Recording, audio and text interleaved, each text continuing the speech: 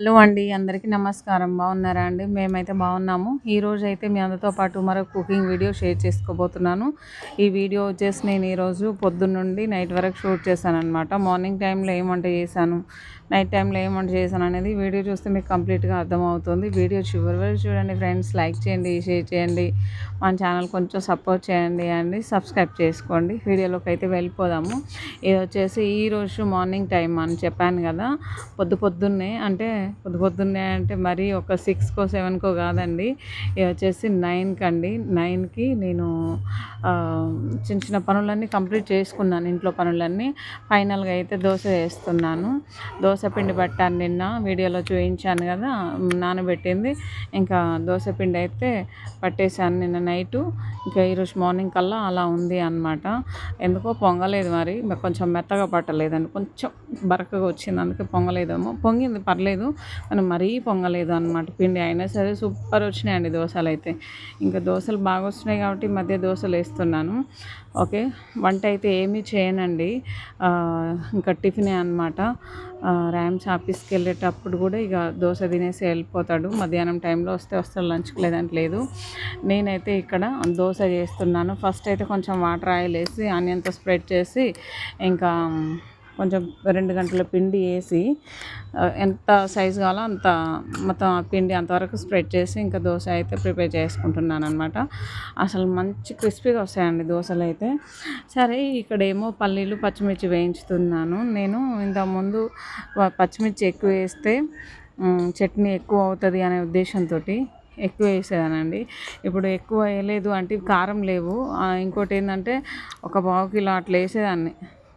అంటే పావు కిలో కాదు, కొంచెం అట్లా ఎక్కువ వేసేదాన్ని. అందువలన అసలు టేస్ట్ ఉండదండి, కారం ఉంటే టేస్ట్ ఉండదు ఏదైనా సరే. నేను అవే వేసాను, మా బాబు తింటాడు అనే ఉద్దేశంతో.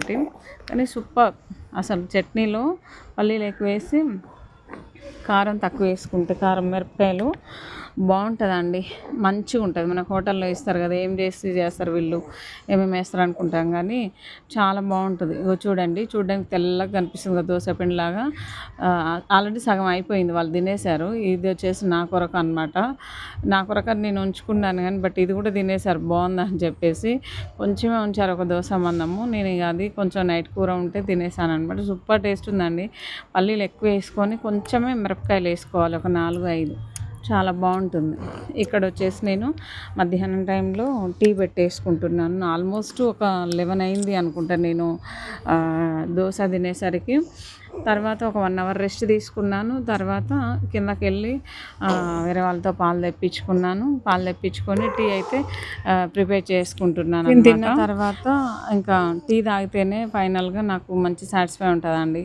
టిఫిన్ తిన్న సాటిస్ఫాక్షన్ ఉంటుంది, తృప్తిగా బాగుంటుంది అనమాట. ఓకే ఫ్రెండ్స్, లేదంటే హెల్తీ అనిపిస్తుంది, నాకు ఎందుకో తెలియదు. అయితే నేను ఎప్పుడో ఒకసారి టిఫిన్ చేసినా సరే ఇట్లా టీ కంపల్సరీ తాగేస్తాను అనమాట. ఓకే, నేను అయితే టీ మంచి స్ట్రాంగ్ టీ ప్రిపేర్ చేసుకున్నాను, ఒక కప్ అయితే. ఇక ఆ కప్ చూడండి ఎంతవరకు వచ్చిందనేది మీకు అర్థమవుతుంది.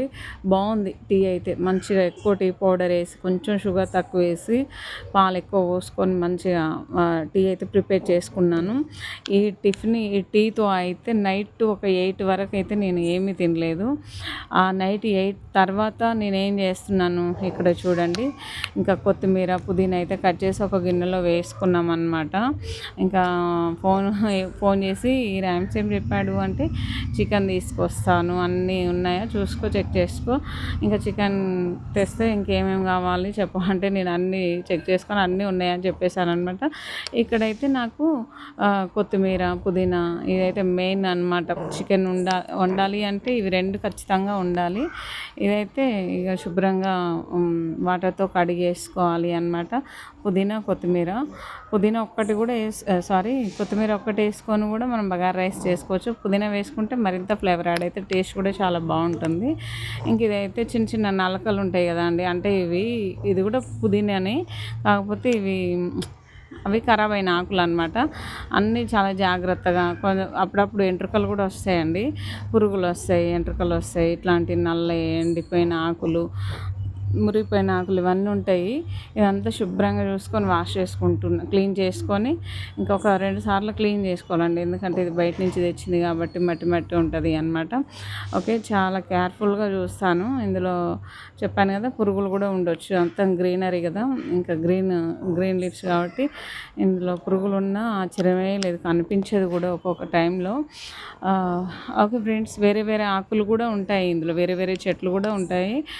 అందుకని చెప్పేసి నేనైతే చాలా జాగ్రత్తగా చూసుకున్నాను. మేమైతే వీక్లీ 1 or 2 అట్లా చికెన్ కర్రీ చేసుకొని తినేస్తాము.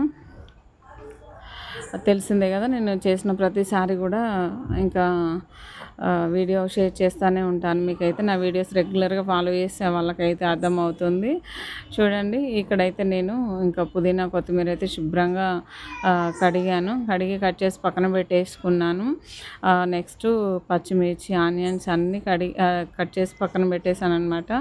చికెన్ కడిగి మ్యారినేట్ చేసి వండుతున్నాను. పక్కన పొయ్యి మీద ఉడుకుతుంది.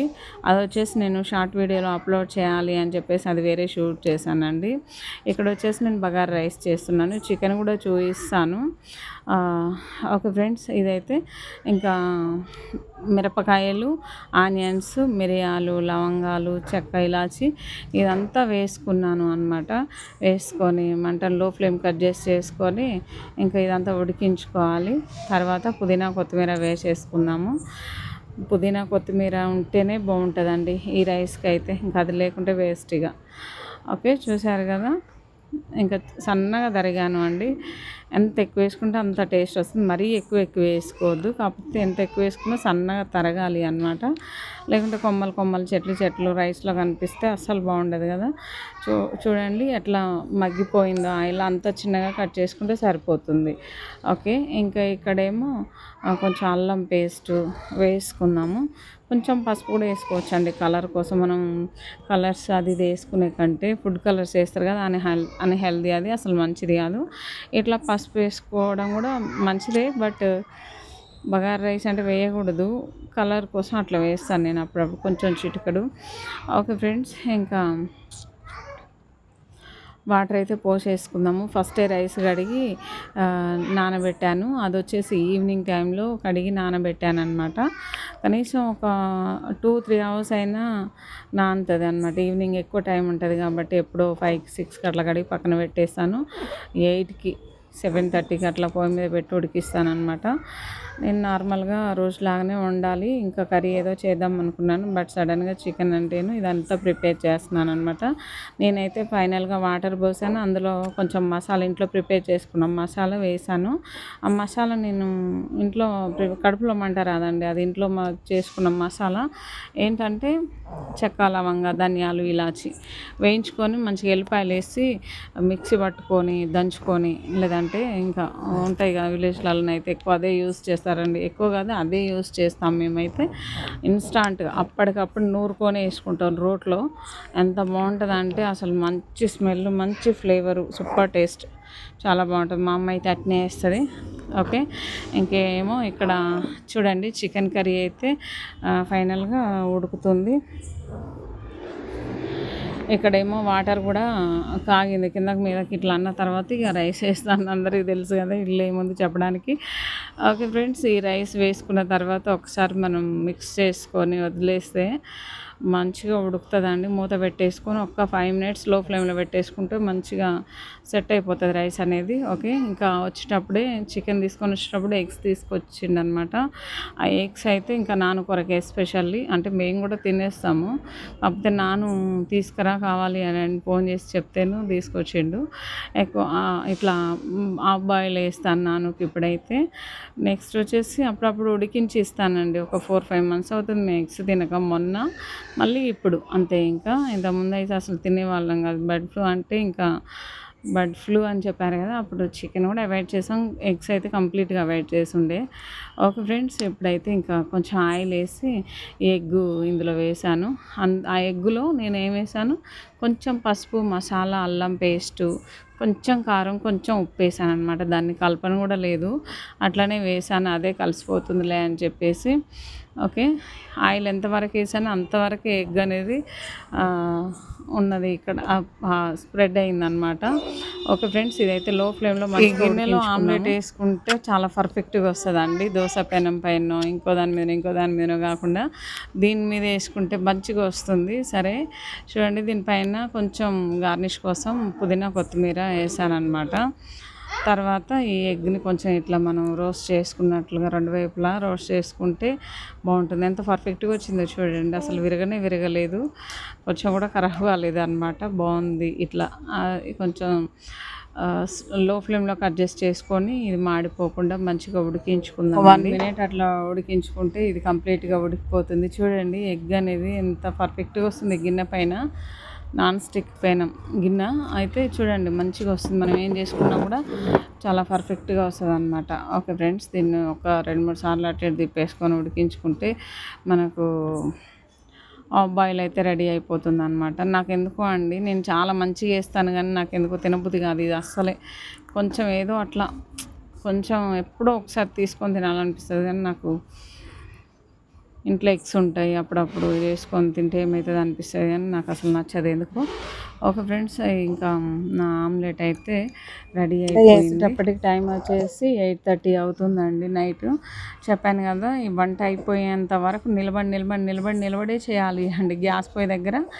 ఇంకా అంతే, ఒక 1 hour టైం పడుతుంది అనుకుంటే శుభ్రం చేయడం, మసాలాలు పట్టుకోవడం, మ్యారినేట్ చేయడము, క్లీన్ చేయడము, రైస్ కడగడము, పుదీనా కొత్తిమీర కడగడము, కట్ చేయడము, ఆనియన్స్, పచ్చిమిర్చి, ఇదంతా కూడా ఒక 1 hour పడుతుందండి ఎగ్జాక్ట్గా. నాకు 1 hour కూడా నేను కట్ కదలకుండా ఇక్కడే ఉండి వంట చేస్తాను. చూడండి, నా చికెన్ అయితే ఇక రెడీ అయిపోయింది ఆల్మోస్ట్. కొంచెం వాటర్ వేసాను ఇందులో. ఓకే, నాకు లివర్ అంటే ఇక అంతే, ఇక చెప్తూనే ఉన్నాను కదా ప్రతి వీడియోలో, ఇంకా మస్తు ఇష్టము.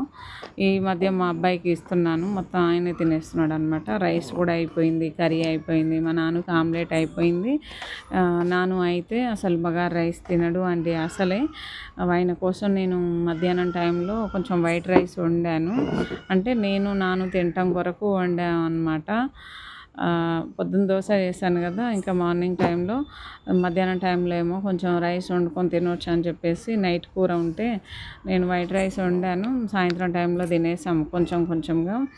ఇంకా అది వైట్ రైస్ కొంచెం ఉంది, అది నానుకి ఆమ్లెట్. నెక్స్ట్ వచ్చేసి పీసెస్ కూడా తింటాడు మా అబ్బాయి, మెత్తటి పీసెస్, లివర్ అది కూడా తింటాడు, చికెన్. ఇంకా అది కూడా ఇస్తాను.